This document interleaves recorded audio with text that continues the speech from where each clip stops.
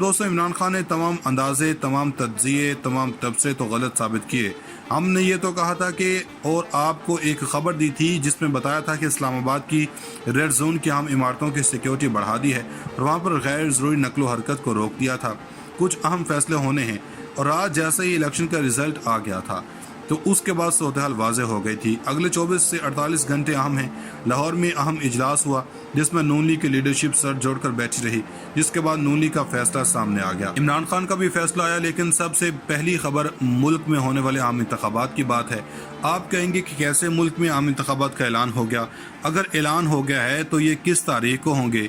क्योंकि रात को कमर जुबान कायरा आर्टिकल 6 की बातें कर रहे थे, तो अब वो कह रहे थे कि इमरान खान अफवाम व तफहीम से चलेंगे तो सिंध असम्बली तहलील कर देंगे। बलोचिस्तान में कैसे असम्बली तहलील होगी? क्योंकि दो हुकूमतें इस वक्त हैं, केपी और एक हुकूमत पंजाब की बन जाएगी। ये दो हुकूमतें वो पीटीआई की हैं और कौमी असम्बली में पीटीआई इस वक्त मौजूद नहीं है। सेनेट में इस वक्त पीटीआई मौजूद है, मगर हम ये बात कर रहे हैं। असल में नून लीग ने रात को खुद ही इशारा दे दिया। ख्वाजा साद रफीक और साथियों ने कहा कि वो असम्बली तोड़ने के हवाले से फैसला कर लिया है और आज अपने इत्तेहादियों से बात कर रहे हैं, यानी इत्तेहादी जमातों के साथ अहम इजलास हो रहे हैं। नून लीग की कोर कमेटी के इजलास में भी अहम मुशावरत का अमल जारी है।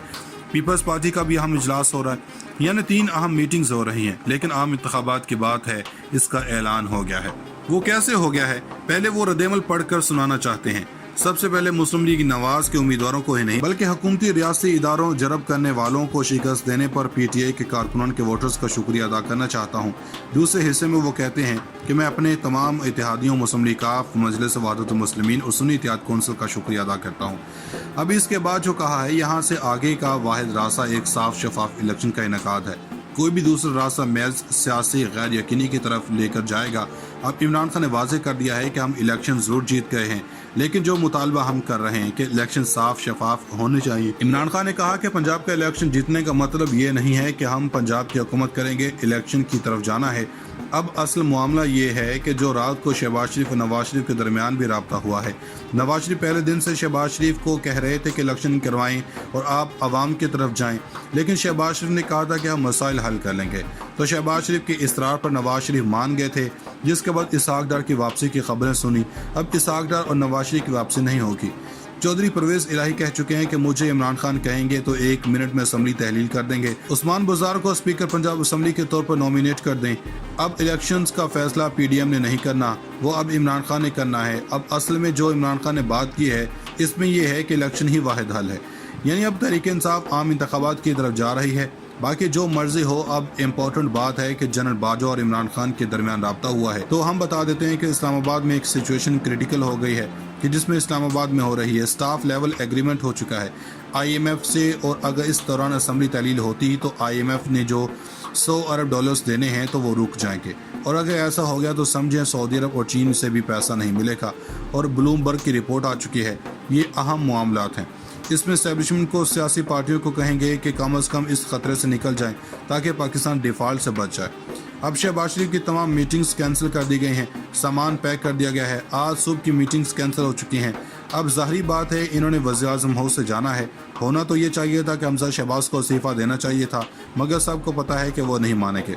सारा इल्ज़ाम मरीम नवाज़ पर आ गया। इस पूरी कैंपेन में नून लीग को लीड कर रही थी और कहती थी कि मैं इमरान खान का सामना करने के लिए अकेली ही काफ़ी हूँ। मरीम नवाज़ ने अब तक 3 बड़ी कैंपेन को लीड किया है और उन तीनों कैंपेन में इन्हें नाकामी का सामना करना पड़ा है। गिलगित-बल्तिस्तान में की वहाँ की नाकामी, आज़ाद कश्मीर में कैंपेन की बुरी शिकस्त से 2-4 हुई। नून लीग इसके बाद अब ज़िमनी इलेक्शन में मरीम नवाज़ ने कैंपेन की, मगर बुरी तरह नाकामी का मुंह देखना पड़ा। नून लीग के लोग कह रहे थे कि मरीम नवाज़ ने जहाँ जहाँ पर जलसे किए वहाँ पर नून लीग को शिकस्त का सामना करना पड़ा है, जिसका मतलब है मरीम बीबी जहाँ पर हाथ डाला वो घाटे का सौदा है। इमरान खान कहते हैं कि नून लीग में मरीम नवाज़ हमारे लिए असासा हैं। अब इस नाकामी के तमाम तर जिम्मेदारी मरीम पर डाल रहे हैं। नाज़रीन किराम, पाकिस्तान अपनी तारीख के नाजुक दौर और मोड़ से गुजर रहा है। अगर आप समझते हैं कि पाकिस्तान के अंदर जो हुकूमत की तब्दीली हुई है, जो बगैर किसी वजह से हुई है, तो जो तब्दील करने वाले हैं और इनको हत्ता कि यह भी पता नहीं था कि वे क्यों कर रहे हैं, क्योंकि इनसे तो कहा गया कि हुकूमत तब्दील कर दें। अब इनके माई बाप कहें तो तब्दील तो होनी ही थी। हम आपको थोड़ा सा एक तारीखी हवाला देकर एक ख़बर की तरफ लेकर जाएंगे कि पाकिस्तान के बॉर्डर के ऊपर होने क्या वाला है और इस वक्त तैयारियां क्या चल रही हैं। ہم انڈیا کے متعلق کوئی خبر نہیں دینے والے، یہ ضرور جان لیں۔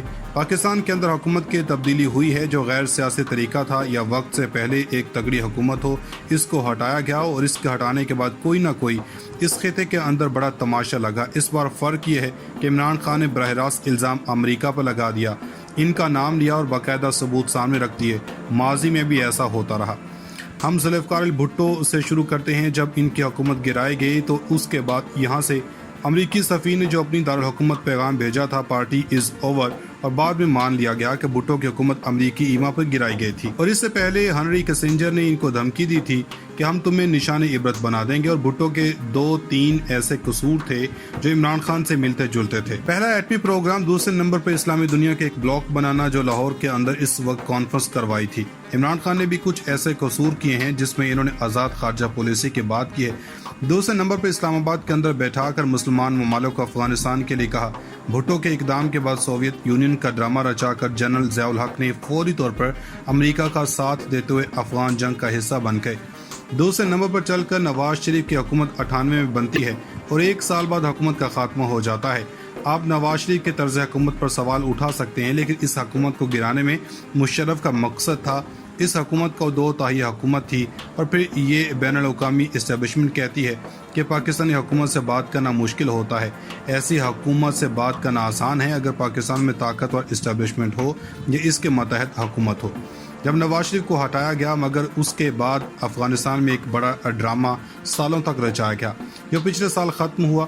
یہاں پر سویلین حکومت آئی۔ سویلین حکومت نے چین روس کو ساتھ بٹھا کر کہا کہ ہم علاقۂ ممالک طے کریں گے کہ افغانستان میں حالات کیا ہونے چاہیے، اب ہم ایک بار پھر سے خبردار کر دیں گے، اور 1 سال بعد حکومت کا خاتمہ ہو جاتا ہے۔